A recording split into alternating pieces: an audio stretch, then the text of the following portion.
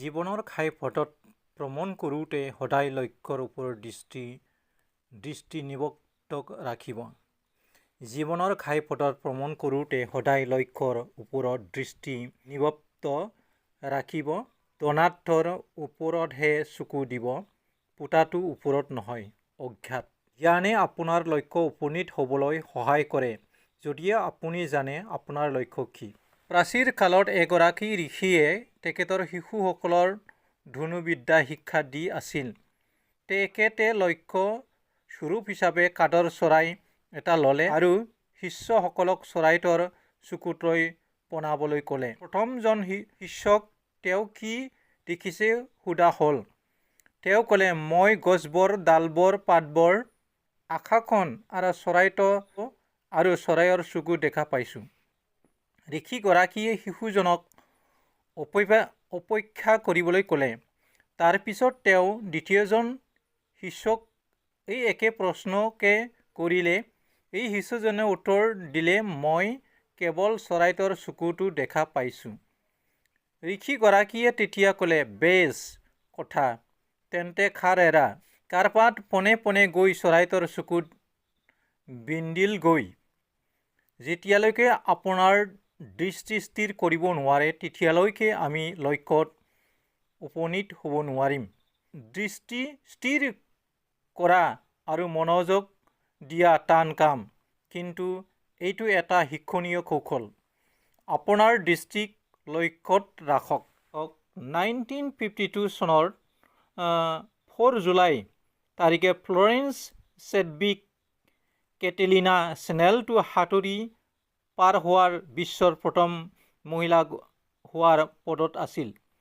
তেওঁ ইতিমধ্যে ইংলিছ চেনেলটো সাঁতুৰি পাৰ হ'বলৈ সক্ষম হৈছিল। গোটেই বিশ্বই তেওঁক লক্ষ্য কৰি আছিল।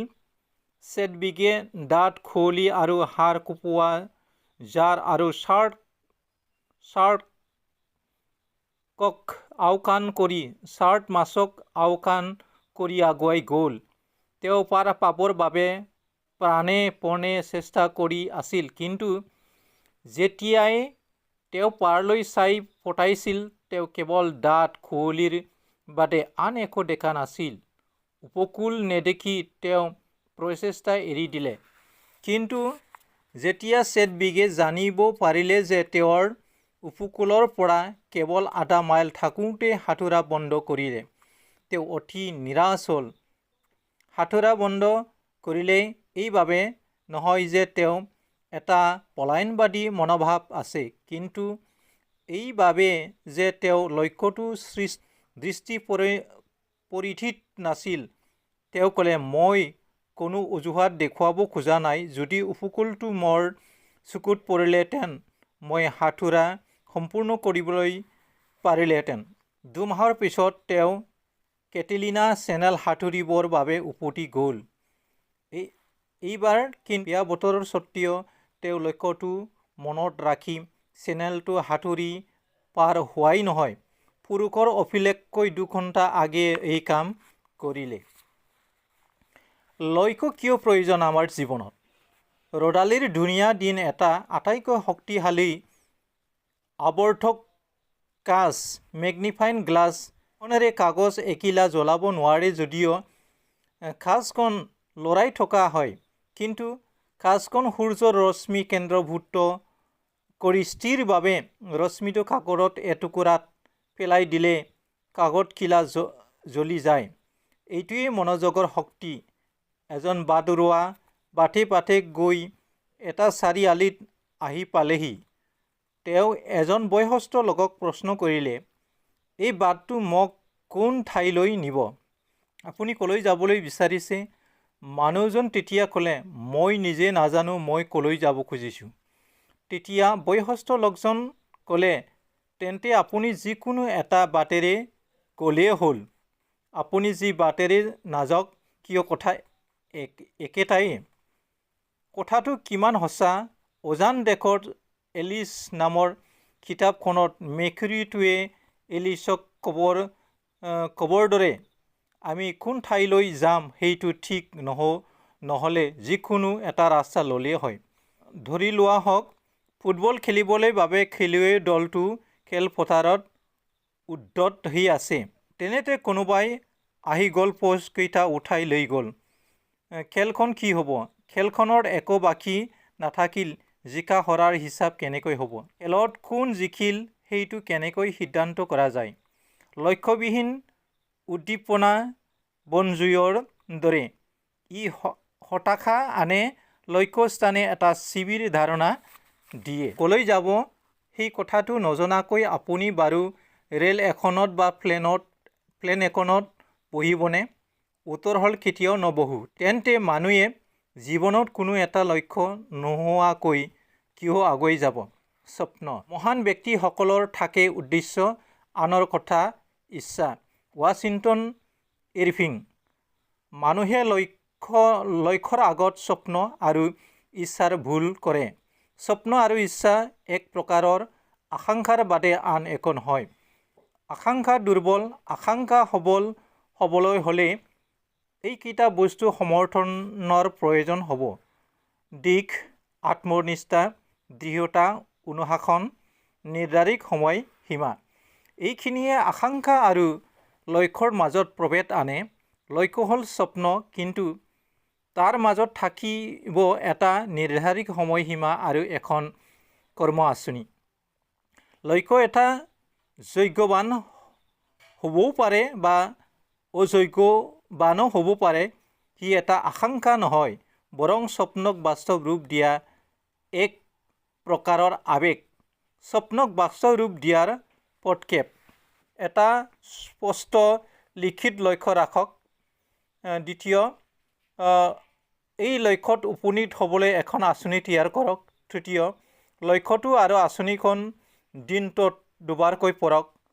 বহু লোকে কিয় লক্ষ্য নিৰূপণ নকৰে? কিবা এটা কৰিবলৈ চেষ্টা কৰি বিফল হোৱা মানুহজন একো কৰিবলৈ চেষ্টা নকৰি সফল হোৱাৰ মানুহজনকৈ অনেক গুণে শ্ৰেয়। Lloyd Jones. বহুতো লোকে কিয় নিৰূপণ নকৰে? কাৰণ তাৰে কেইটামান তলত দিয়া হ'ল। এটা নিৰাশাবাদী মনোভাৱ ইয়াৰ এটা কাৰণ। ব্যক্তিয়ে সদায় সম্ভাৱনাতকৈ দূৰ জগতে দেখে। বহুতৰ মনত বিফলতাৰ ভয় এটা থাকে। অৱচেতনভাৱে তেওঁলোকে ভাবে যে তেওঁলোকে যদি লক্ষ্য স্থিৰ নকৰে তেন্তে লক্ষ্যত উপনীত হোৱাৰ কথাটো নাহে। তেতিয়া তেওঁলোকে বিফল হোৱাৰ কথাটো ধৰা নপৰে। দৰাচলতে তেওঁলোকে বিফল ব্যক্তি। তিনি, সফলতাৰ ভয়। কম আত্মনিষ্ঠা আৰু সফলতাৰ যোগ্য নোহোৱাকৈ নিজকে গঢ়ি তোলাৰ ভয়ৰ বাবে বহুতো মানুহে সফলতাৰ ভয় কৰি চলে। চাৰি, আকাংক্ষাৰ অভাৱ। এইটো এহাতেদি আমাৰ প্ৰমূল্যৰ প্ৰতিক্ৰিয়া ফল আৰু আন হাতেদি এটা সফল জীৱন যাপন কৰাৰ আকাংক্ষা বিহীনতা। আমাৰ সীমিত চিন্তা ভাৱনাই উন্নয়নত বাধা প্ৰদান কৰে। এজন মাছমৰীয়াই প্ৰতিবাৰতে এটা ডাঙৰ মাছ ধৰাৰ পিছত মাছটো পুনৰ নদীত মেলি দিছিল। তেওঁ নিজ লৈ সদায় আৰু মাছবোৰকে ৰাখিছিল।